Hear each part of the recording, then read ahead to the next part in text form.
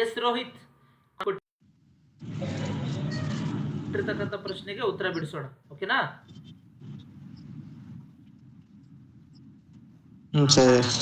S. ನೋಡಿ, ಪ್ರಶ್ನೆ ಏನಿದೆ ಅಂತಂದ್ರೆ 2019ರಲ್ಲಿ ಕೇಳಿದರೆ 2019 ಅಲ್ಲಿ ಒಂದು ಆಯತಾಕಾರದ ಜಮೀನಿನ ಉದ್ದವು ಅದರ ಅಗಲದ 3ರಷ್ಟಿದೆ. ಅಂದ್ರೆ ಅವ್ರು ಏನಕ್ಕೆ ಕೊಟ್ಟಿದ್ದಾರೆ ಅಂತಂದ್ರೆ, ಒಂದು ಆಯತಾಕಾರದ ಜಮೀನಿನ ಉದ್ದವು, ಲೆಂತ್ ಬಗ್ಗೆ ಮಾತಾಡ್ತಾ ಇದ್ದಾರೆ. ಉದ್ದ ಕೊಟ್ಟಿದ್ದಾರೆ. ಸೊ ಆ ಉದ್ದ ಎಷ್ಟಿದೆ ಅಂತಂದ್ರೆ ಅಗಲ ಎಷ್ಟಿದೆಯಲ್ಲ, ಅಗಲದ 3ರಷ್ಟು. ಹಾಗಾದ್ರೆ ಉದ್ದನ ಇಂಡೈರೆಕ್ಟ್ ಆಗಿ ಹೇಳ್ತಾ ಇದ್ದಾರೆ. ಉದ್ದ ಇಷ್ಟಿದೆ ಅಂತ ಅದನ್ನು ಡೈರೆಕ್ಟ್ ಆಗಿ ಹೇಳ್ತಾ ಇಲ್ಲ, ಇಂಡೈರೆಕ್ಟ್ ಆಗಿ ಹೇಳ್ತಾ ಇದ್ದಾರೆ. ಓಕೆನಾ? ಓಕೆ. ಒಂದು ಆಯತಾಕಾರದ ಜಮೀನಿನ ಉದ್ದವು ಅದರ ಅಗಲದ 3ರಷ್ಟಿದೆ. ಜಮೀನಿನ ವಿಸ್ತೀರ್ಣವು 147 ಚದರ್ ಮೀಟರ್ಗಳಾದರೆ ಅದರ ಉದ್ದ ಮತ್ತು ಅಗಲವನ್ನು ಕಂಡುಹಿಡಿಯಿರಿ. ಎಸ್. ಈ ತರ ಪ್ರಶ್ನೆ ಕೊಟ್ಟಾಗ ನಾವು ಏನ್ ಮಾಡ್ಬೇಕಂತಂದ್ರೆ, ಪರಿಹಾರ ಈ ತರ ಕೊಟ್ಟಾಗ ಏನ್ ಕೊಟ್ಟಿದ್ದಾರೆ, ಒಂದು ಆಯತಾಕಾರದ ಜಮೀನಿನ ಉದ್ದ ಕೊಟ್ಟಿದ್ದಾರೆ. ಉದ್ದ ಎಷ್ಟಿದೆ? ಅಗಲದ 3ರಷ್ಟು. ಹಾಗಾದ್ರೆ ಅಗಲ ಎಷ್ಟಿದೆ? ಬ್ರೆಡ್ತ್ ಬಗ್ಗೆ ಅವ್ರು ಏನು ಕೊಟ್ಟಿಲ್ಲ. ಹಾಗಾಗಿ ನಾವೇನು ಅನ್ಕೊಳ್ಳೋಣ ಅಂತಂದ್ರೆ, ಅವರು ಉದ್ದದ ಬಗ್ಗೆ ಮಾತಾಡಿದ್ದಾರೆ. ಓಕೆ ರೋಹಿತ್, ನಾವೇನ್ ಮಾಡೋಣ ಅಂತಂದ್ರೆ, ನಾವೇನ್ ಮಾಡೋಣ, ಅಗಲದ ಬಗ್ಗೆ ನಾವು ಮಾತಾಡೋಣ. ಅಗಲ ಎಷ್ಟಿದೆ? ಓಕೆ, ಇದು ಒಂದು ಜಮೀನ್. ಇದು ಎಸ್, ಇಲ್ಲಿ ನೋಡಿ, ಇದು ಎಸ್ ರೆಕ್ಟ್ಯಾಂಗಲ್. ಇದು ರೆಕ್ಟ್ಯಾಂಗಲ್ ಇದೆ, ಸರಿನಾ? ಸೊ ಇದು ಉದ್ದ, ಇದು ಅಗಲ. Okay, this is length, this is breadth. So ಅವರು ಉದ್ದದ ಬಗ್ಗೆ ಮಾತಾಡಿದ್ದಾರೆ. ಉದ್ದ, ಆ ಉದ್ದ ಎಷ್ಟಿದೆ ಅಂತಂದ್ರೆ ಅಗಲದ 3ರಷ್ಟು. ಹಾಗಾದ್ರೆ ಅಗಲ ಎಷ್ಟಿದೆ? ಬ್ರೆಡ್ತ್ ಎಷ್ಟಿದೆ? ಕೊಟ್ಟಿಲ್ಲ. ಸೊ ನಾವೇನ್ ಅನ್ಕೊಳ್ಳೋಣ ಅಂತಂದ್ರೆ, ಜಮೀನಿನ ಅಗಲ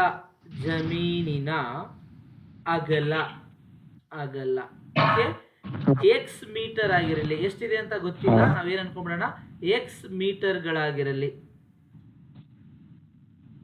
ಓಕೆನಾ? ಏನಿದು? ಜಮೀನಿನ ಅಗಲ. ಈಗ ಜಮೀನಿನ ಉದ್ದ ಎಷ್ಟಾಗುತ್ತೆ ಅಂತ ಕೇಳಿದ್ರೆ, ಈಗ ನೋಡಿ ಅವ್ರು ಹೇಳಿದ್ರೆ ಅಗಲದ 3ರಷ್ಟು. ಅಗಲದ ಏನದು? 3 times ಆಫ್ ಬ್ರೆಡ್ತ್. ಅಗಲದ 3ರಷ್ಟು ಅಂತಂದ್ರೆ ಅಗಲ ಎಕ್ಸ್ ಇದೆ, ಅದ್ರ 3ರಷ್ಟು ಅಂತಂದ್ರೆ 3x ಆಗುತ್ತೆ. ಹಾಗಾದ್ರೆ ಜಮೀನಿನ ಉದ್ದ ಎಷ್ಟಾಗುತ್ತೆ? 3x metre. ಲೆಂತ್ ಎಷ್ಟಾಗುತ್ತೆ ಅಂತ, ಲೆಂತ್ 3x ಆಗುತ್ತೆ. ಗೊತ್ತಾಯ್ತಾ? ಅಗಲನ ನಾವೇನ್ ಅನ್ಕೊಂಡಿದ್ವಿ? ಇಲ್ಲಿ ನೋಡ ಅಗಲ, ಇದನ್ನ ಏನ್ ಅನ್ಕೊಂಡಿವಿ? ಎಕ್ಸ್ ಅನ್ಕೊಂಡಿದ್ವಿ. ಅಗಲನ ಬಿ ಅಂತ ಕರಿತೀವಿ ನಾವು, B breadth. So B equal to X. ಓಕೆನಾ? X metre. ಇದು 3x ಮೀಟರ್. ಗೊತ್ತಾಯ್ತಾ? ಅಗಲ ಮತ್ತು ಉದ್ದ ನಾವು ಈ ರೀತಿಯಾಗಿ ಕನ್ಸಿಡರ್ ಮಾಡಬೇಕು, ಅನ್ಕೋಬೇಕು, ಅಸ್ಯೂಮ್ ಮಾಡಬೇಕು. ಓಕೆನಾ? ನೆಕ್ಸ್ಟ್ ಅವ್ರು ಏನಿಗೆ ಕೊಟ್ಟಿದ್ದಾರೆ ಅಂತಂದ್ರೆ, ಅವ್ರು ಇನ್ನೊಂದು ಕೊಟ್ಟಿದ್ದಾರೆ, ಆಯತದ ಜಮೀನಿನ ವಿಸ್ತೀರ್ಣ ಕೊಟ್ಟಿದ್ದಾರೆ. ಜಮೀನು ಯಾವ ಆಕಾರದಲ್ಲಿದೆ? ಆಯತಾಕಾರದಲ್ಲಿದೆ. ಹಾಗಾದ್ರೆ ಆಯತದ ವಿಸ್ತೀರ್ಣ ಕೊಟ್ಟಿದ್ದಾರೆ ಅಂತ ಅರ್ಥ. ಓಕೆನಾ? ಹಾಗಾದ್ರೆ ಬರ್ಕೊಂಡ್ಬಿಡೋಣ, ಆಯತದ ವಿಸ್ತೀರ್ಣ. ಜಮೀನಿನ ವಿಸ್ತೀರ್ಣ ಅಂತಂದ್ರೆ ಇಂಡೈರೆಕ್ಟ್ ಆಗಿ ಆಯತದ ವಿಸ್ತೀರ್ಣ ಅಂತ ಅರ್ಥ. ಆಯತದ ವಿಸ್ತೀರ್ಣ ಎಷ್ಟು ಕೊಟ್ಟಿದ್ದಾರೆ? ಆಯತದ ವಿಸ್ತೀರ್ಣ 147 ಚದರ್ ಮೀಟರ್ಗಳು ಅಲ್ವಾ? ಈಗ ಏನ್ ಮಾಡ್ಬೇಕು ನಾವು? ಎಸ್, ಆಯತದ ವಿಸ್ತೀರ್ಣ ಅಂತಂದ್ರೆ ಫಾರ್ಮುಲಾ ಇದೆ, ಉದ್ದ ಇಂಟು ಅಗಲ. ಆಯತದ ವಿಸ್ತೀರ್ಣ ಕಂಡುಹಿಡಿತಕ್ಕಂಥ ಸೂತ್ರ ಉದ್ದ ಇಂಟು ಅಗಲ ಈಕ್ವಲ್ ಟು 147. ಇವಾಗ ಉದ್ದ ಎಷ್ಟಿದೆ? ಎಸ್, 3x ಅಂತ ಬರೆಯೋಣ. ಇಂಟು ಅಗಲ ಎಷ್ಟಿದೆ? ಅಗಲ ಎಕ್ಸ್ ಇದೆ, ಅಗಲ ಎಕ್ಸ್ ಇದೆ. Okay, 3x into x equal to 147. ಈಗ ನಾವೇನ್ ಮಾಡ್ಬೇಕಂತಂದ್ರೆ, 3x into x 3x square, 3x into x 3x square equal to 147. Next x square ಇಲ್ಲೇ ಇರಲಿ, keep x square as it is, 147 as it is. ಇಲ್ಲಿ into 3 ಇದೆ, ಈ ಕಡೆ ಬಂದ್ರೆ ಡಿವೈಡೆಡ್ ಬೈ 3 ಆಗುತ್ತೆ. ಅರ್ಥ ಆಯ್ತಾ? 3 1 ಜ 3, 3 4 ಜ 12, 3 4 ಸರಿ 12, 2 ಉಳಿತು 27 ಆಯ್ತು, 3 9 27, 49 ಬರುತ್ತೆ ಇದು.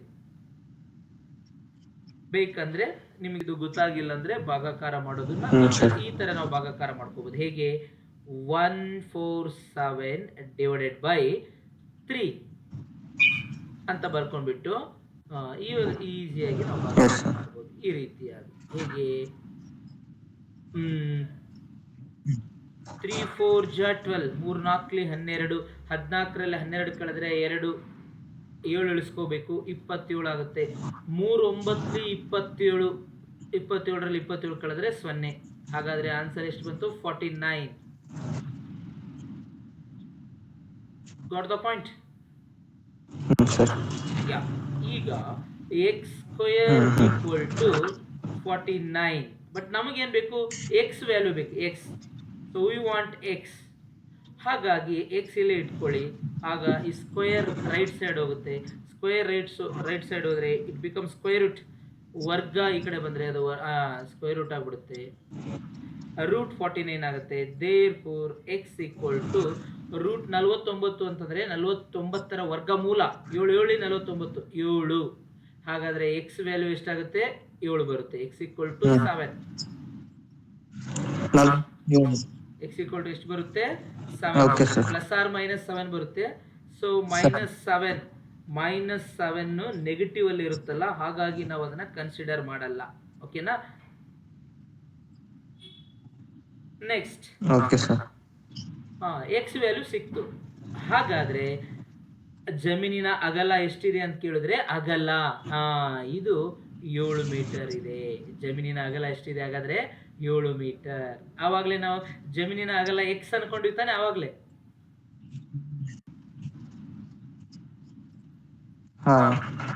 therefore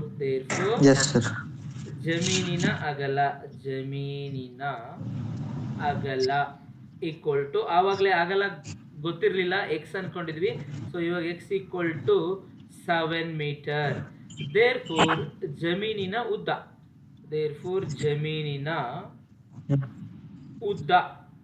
ಈಕ್ವಲ್ ಟು, ಜಮೀನಿನ ಉದ್ದ ಎಷ್ಟು ಕೊಟ್ಟಿದ್ದಾರೆ ಅಂದ್ರೆ ಅದರ ಅಗಲದ 3ರಷ್ಟು ಅಂದ್ರೆ 3x ಅಂತ ತಗೊಂಡಿದ್ದೀವಿ ನಾವು. ಉದ್ದ ಎಷ್ಟು ತಗೊಂಡಿದ್ದೀವಿ ನಾವು? ಉದ್ದ 3x. ಎಸ್. ಹಾಗಾಗಿ ಇಲ್ಲಿ 3x ಅಂತ ಬರೆಯೋಣ.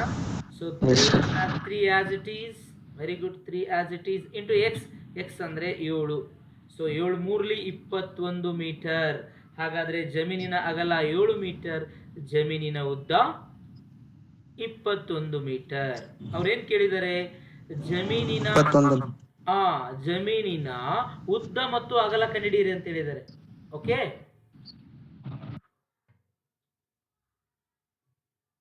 ಹಾಗಾದ್ರೆ ಜಮೀನಿನ ಅಗಲ 7 ಮೀಟರ್, ಜಮೀನಿನ ಉದ್ದ 21 ಮೀಟರ್. ಎಸ್. ವಾಯ್ಸ್ ಬ್ರೇಕ್ ಆಗ್ತಿದೆ ಸರ್ ಸ್ವಲ್ಪ. Okay, no problem. ಇವಾಗ ಕೇಳಿಸ್ತಿದೆ ನೋಡು.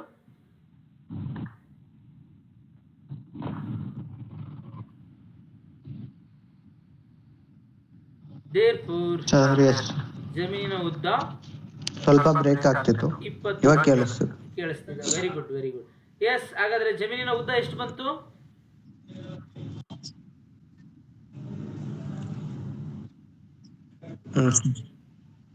ಜಮೀನಿನ ಉದ್ದ ಎಷ್ಟು ಬಂತು? 21 ಮೀಟರ್. ಜಮೀನಿನ ಉದ್ದ 21 ಮೀಟರ್, ಜಮೀನಿನ ಅಗಲ 7 ಮೀಟರ್. ಅವ್ರು ಏನ್ ಕಂಡಿಡಿ ಅಂತ ಹೇಳಿದ್ರೆ ನಮಗೆ ಅಂತಂದ್ರೆ ಜಮೀನಿನ ಅಗಲ ಮತ್ತು ಉದ್ದ ಕೇಳಿದ್ದಾರೆ. 21 ಮೀಟರ್. ಅವ್ರಿಗೆ ಏನ್ ಕೇಳಿದಾರೆ ಅಂದ್ರೆ, ಹೌದು ಸ್ವಲ್ಪ ನೆಟ್ವರ್ಕ್ ಪ್ರಾಬ್ಲಮ್ ಇದೆ. ಓಕೆ, ನಾನು ಬರಿತಾ ಇರೋದೆಲ್ಲ ಕಾಣಿಸ್ತಿದೆಯಲ್ಲ? ಹಾಗಾದ್ರೆ ಅವರು ಜಮೀನಿನ ಉದ್ದ ಕೇಳಿದ್ರೆ ಉದ್ದ 21 ಮೀಟರ್, ಅಗಲ 7 ಮೀಟರ್. ಕಾಣ್ತದೆ ಸರ್, ಕಾಣ್ತದೆ. ಒಂದ್ಸಲ ವೆರಿಫಿಕೇಶನ್ ಮಾಡ್ಬಿಡೋಣ ಸರ್. ನಾವು ಮಾಡಿರೋ ಆನ್ಸರ್ ಸರಿಯಾಗಿದೆ ಇಲ್ಲ ಅಂತ ನಾವು ತಾಳೆ ನೋಡ್ಬಿಡೋಣ. ಸರಿನಾ? Okay sir. ತಾಳೆ ನೋಡ್ಬೇಕಂದ್ರೆ ಏನ್ ಮಾಡ್ಬೇಕು? Area equal to area of rectangle equal to L into B. ಆಯತದ ವಿಸ್ತೀರ್ಣ, ಆಯತದ ವಿಸ್ತೀರ್ಣ, ಓಕೆ ಸರ್. ಆಯತದ ವಿಸ್ತೀರ್ಣ equal to L into B. So L ಅಂದ್ರೆ ಎಷ್ಟು, ಉದ್ದ ಎಷ್ಟು ಬಂದಿದೆ, ಉದ್ದ 21 ಬಂದಿದೆ, 21 ಇಂಟು ಅಗಲ ಎಷ್ಟು ಬಂದಿದೆ, ಅಗಲ 7 ಬಂದಿದೆ. ಸೊ ಮಲ್ಟಿಪ್ಲಿಕೇಶನ್ ಮಾಡಿದ್ರೆ 7 ಒಂದ್ಲಿ 7, 7 1 7, 7 2s 14. So 147 ಚದರ್ metre. ಅವರು ಪ್ರಶ್ನೆಯಲ್ಲಿ ಆಯತದ ಉದ್ದ 147 ಅಂತ ಕೊಟ್ಟಿದ್ದಾರೆ. ಇಲ್ಲಿ ನೋಡಿ, ಚೆಕ್ ಮಾಡ್ಕೋ.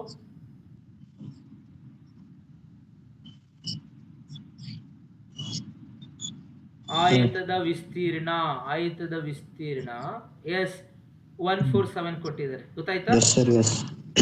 ಸೊ ವೆರಿಫಿಕೇಶನ್ ಅರ್ಥ ಆಯ್ತಲ್ವಾ? ಈ ರೀತಿಯಾಗಿ ನಾವು ಕೊಟ್ಟಿರ್ತಕ್ಕಂಥ ಪ್ರಶ್ನೆಯನ್ನ ಬರ್ಕೊಂಡು ವೆರಿಫಿಕೇಶನ್ ಮಾಡ್ತೀವಿ. ವೆರಿಫಿಕೇಶನ್ ಮಾಡೋದ್ರಿಂದ ನಮ್ಮ ಆತ್ಮವಿಶ್ವಾಸ ಹೆಚ್ಚಾಗುತ್ತೆ. ಓಕೆ, ಇದೇ ರೀತಿ ನೀವು ಬೇರೆ ಬೇರೆ ಪ್ರಶ್ನೆಗಳನ್ನ ಓದ್ಕೊಂಡು ಬೇರೆ ಬೇರೆ ಪ್ರಶ್ನೆಗಳನ್ನ ಸಾಲ್ವ್ ಮಾಡಿದ್ರೆ ಪರೀಕ್ಷೆಯಲ್ಲಿ ಯಾವುದೇ ಪ್ರಶ್ನೆ ಕೊಟ್ಟರು ಅದಕ್ಕೆ ಈಸಿಯಾಗಿ ಪ್ರಶ್ನೆಯನ್ನ ಅರ್ಥ ಮಾಡ್ಕೊಂಡು ಉತ್ತರ ಬರೀಬಹುದು. ಈಸಿಯಾಗಿ ನಿಮ್ಗೆ ಅಂಕಗಳು ಸಿಗ್ತವೆ. ಓಕೆನಾ? ಇದೇ ರೀತಿ ಬೇರೆ ಬೇರೆ ಲೆಕ್ಕ ಮಾಡಿ ಮತ್ತೆ ನಾನು ಮುಂದಿನ ಮತ್ತೊಂದು ಮೋಸ್ಟ್ ಇಂಪಾರ್ಟೆಂಟ್ ಲೆಕ್ಕದಲ್ಲಿ ನಿಮಗೆ ಸಿಗ್ತೀನಿ. ಓಕೆ, ಅಲ್ಲಿವರೆಗೂ ಸದಾ Devaraj R Agadi YouTube channel ನೋಡ್ತಾ ಇರಿ. Thank you.